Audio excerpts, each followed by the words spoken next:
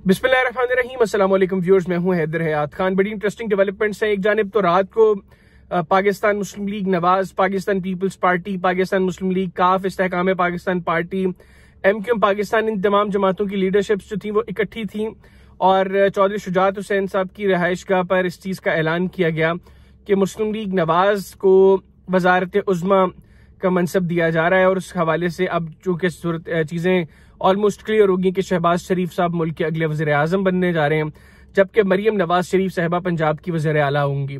दो चीज़ें हैं जो आज की इस व्लॉग में डिस्कस करेंगे। एक तो ये कि मौलाना फजलुर रहमान और बलूचिस्तान की जो छोटी पॉलिटिकल पार्टीज हैं उनका अब आगे मंसूबा क्या है। दूसरा, नवाज शरीफ साहब, क्या पाकिस्तान की सियासत में नवाज शरीफ साहब का जो चैप्टर है वो मुकम्मल तौर पर क्लोज हो चुका है। तो पहले हम बात करेंगे जो बलूचिस्तान की पॉलिटिकल पार्टीज जो अब अरेंजमेंट बना रही हैं, जो मौलाना फजलुर रहमान साहब ने आज बड़ी अहम प्रेस कॉन्फ्रेंस की और इस प्रेस कॉन्फ्रेंस के अंदर मौलाना साहब ने जो चीजें अपने कंसर्न्स जो एड्रेस किए। पहले तो ये लग रहा था कि जो अगला सिस्टम बनेगा मुस्लिम लीग नवाज काफी कंफर्टेबल होगी, पंजाब में मुस्लिम लीग नवाज वफाक में भी काफी कंफर्टेबल होगी और लीडिंग रोल मुस्लिम लीग नवाज का ही होगा और अगली गवर्नमेंट जो है उसमें दीगर पॉलिटिकल पार्टीज जो है वो माइनर रोल के साथ होंगी। अब लीडिंग रोल तो मुस्लिम लीग नवाज का ही है, लेकिन मेजॉरिटी मुस्लिम लीग नवाज के पास नहीं है। मुस्लिम लीग नवाज के पास जो अददी बर्तरी है वो उतनी नहीं है जिसमें वो कंफर्टेबली गवर्नमेंट फॉर्म कर सके। इसलिए नवाज शरीफ साहब अब हुकूमत के अंदर वजारत उज़्मा के मनसब पर फायज नहीं होने जा रहे और जो चौथी मरतबा उनका वज़ीर आज़म बनने का ख्वाब था वो ख्वाब रह गया अधूरा। शहबाज शरीफ साहब को कांटों की सेज पर बिठाया जाने लगा है। शहबाज शरीफ साहब मुल्क के अगले वज़ीर आज़म होंगे। पीपल्स पार्टी बहुत स्मार्टली खेली है इस सारे प्रोसेस में। वो ये जानते थे कि तहरीक इंसाफ के साथ भी उनको अलायंस में तहरीक इंसाफ को पीपल्स पार्टी को लाना पड़ेगा अगर तहरीक इंसाफ गवर्नमेंट फॉर्मेशन चाहती है। सिमिलरली मुस्लिम लीग नवाज को भी पीपल्स पार्टी को अपने साथ एंगेज करना पड़ेगा। तो पीपल्स पार्टी ने अब अपनी जो टर्म्स एंड कंडीशन सामने रखी हैं वो इतनी सख्त हैं कि जिसमें मक्खन सारा पीपल्स पार्टी के पास होगा, लेकिन लस्सी जो है वो बांटी जाएगी, जिसमें कह लें कि बड़ा ग्लास मुस्लिम लीग नून के पास होगा और शायद वो लस्सी पीकर ये सो जाएंगे और ये मक्खन खाकर जो पाकिस्तान पीपल्स पार्टी वाले खुद को ताकतवर बनाएंगे उसका फिर उनको आगे चलकर भी फायदा होगा। एक चीज तो हो गई है। दूसरा, ये मौलाना फजलुर रहमान साहब समझते थे कि इस सिस्टम के अंदर अब मौलाना साहब की जो जगह होगी वो बहुत बड़ी होगी और मौलाना साहब को बेहतर तरीके से एडजस्ट किया जाएगा। मौलाना साहब की पार्टी समझती है कि इन इंतखाबात के अंदर तारीखी धांधली हुई है और उनके साथ भी ये धांधली की गई है और वो बहुत सी नशिस्तें जीत रहे थे जहां पर मौलाना साहब की पार्टी को हराया गया है। दूसरी जानिब बलूचिस्तान की जो दीगर पॉलिटिकल पार्टीज हैं, जिसमें पश्तूनख्वा मिली अवामी पार्टी है, जिसमें इवन अवामी नेशनल पार्टी है, जिसमें बलूचिस्तान नेशनल पार्टी है, ये पॉलिटिकल पार्टीज भी समझती हैं कि बलूचिस्तान के अंदर इनके मैंडेट को चोरी किया गया है और जिस तरीके से इंतखाबात हुआ, यानी तीसरे चौथे नंबर वाले उम्मीदवार को जो है वो बिठा दिया गया जितवा कर उस हल्के में, तो वो ये सारे मामला तो अब किसी से ढके छुपे नहीं है। ऐसे में इन तमाम हरकत से स्टेट के खिलाफ जो नफरत सामने आ रही है ये बड़ी खतरनाक है। ऐसे में जिस तरीके से ये पॉलिटिकल पार्टीज बात कर रही हैं, इनकी लीडरशिप बात कर रही है, ये खुशाइंद चीजें नहीं है, ये बहुत खतरनाक है और ये आने वाले वक्त में हुकूमत के लिए भी रियासती इदारों के साथ साथ एक बहुत बड़ा चैलेंज बन जाएंगी अगर ये पॉलिटिकल पार्टीज अपनी स्ट्रगल को कंटिन्यू करती हैं और जो ऐलानात इन्होंने किए हैं, जो इन्होंने फैसले किए हैं अपनी मीटिंग्स के अंदर, अगर ये उनके ऊपर अमल करते हैं तो यकीनी तौर पर आने वाला वक्त वो बहुत मुश्किल होगा और इन तमाम पॉलिटिकल पार्टीज की स्ट्रगल को अवाम की भी भरपूर हमायत हासिल होगी, क्योंकि इंतखाबात के अंदर जो सबसे बुनियादी चीज होती है वो होता है मैंडेट। अवाम ने जिनको मैंडेट दिया है वो अब इक्तदार में आते दिखाई नहीं दे रहे, जिनको मेजॉरिटी ने चूज किया है वो अब इक्तदार में आते दिखाई नहीं दे रहे। ये चूंचू का मुरब्बा बनेगा और अब ये चूंचू का मुरब्बा आगे चल के मुल्क का क्या हशर करता है ये तो अब आने वाले दिनों में पता चलेगा। दूसरी जानिब अब नवाज शरीफ साहब, उन्होंने सॉर्ट ऑफ खुद को एक कमरे में बंद कर दिए। उन्होंने मरियम नवाज साहिबा के लिए ये कुर्बानी दे दी है।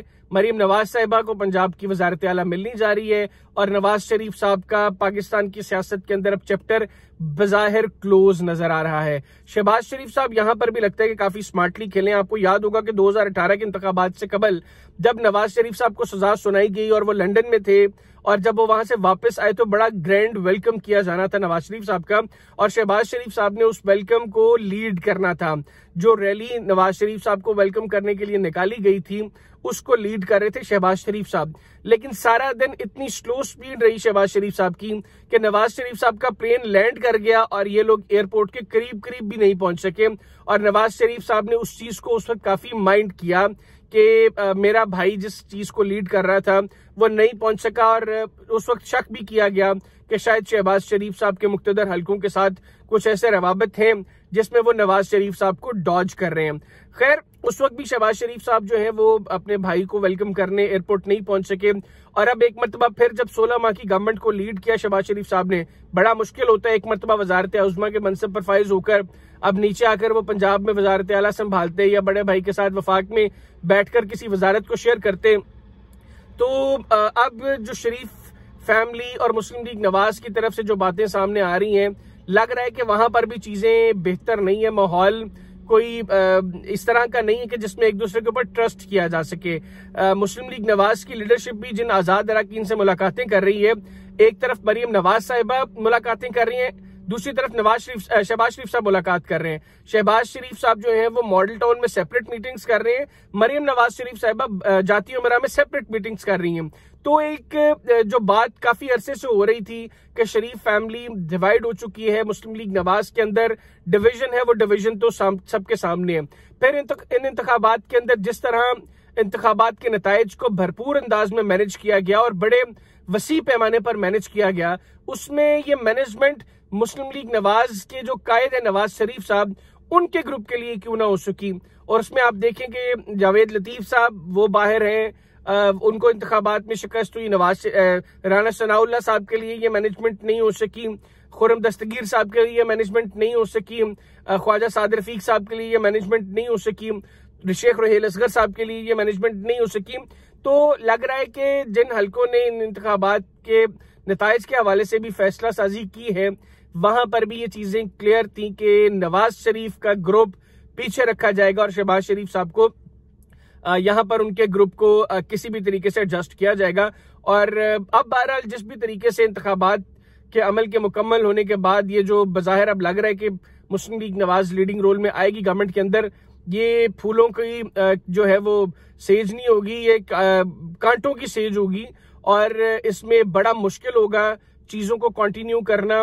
पहले तो ये ख्याल किया जा रहा था कि इंतखाबात हो जाएंगे तो मुल्क में इकोनॉमिक स्टेबिलिटी आ जाएगी, पॉलिटिकल स्टेबिलिटी आ जाएगी, लोगों को कम से कम उम्मीद थी कि इंतखाबात के बाद मामला बेहतर हो जाएंगे। अब इंतखाबात का अमल मुकम्मल हो चुका है, ना इकोनॉमिक स्टेबिलिटी आने वाले कुछ सालों में नजर आ रही है और ना ही पॉलिटिकल स्टेबिलिटी नजर आ रही है। और अब चूंकि इलेक्शंस भी दूर हैं तो लोगों को उम्मीद भी मुस्तकबिल करीब में किसी चीज से नहीं है।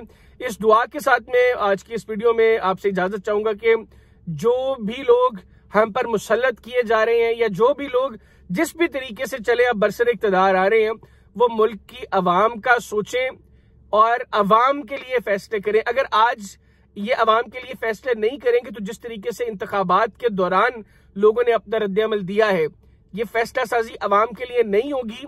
तो अब ये इस भूल में ना रहें कि अवाम को पता नहीं है कि मामला कैसे चल रहे हैं। अब अवाम हर चीज से अवेयर है और इस मरतबा जो अवाम का रिएक्शन होगा वो बहुत खतरनाक रिएक्शन होगा। तो उस रिएक्शन से बचे, खुदारा इस मुल्क की अवाम के लिए बेहतर फैसले करें।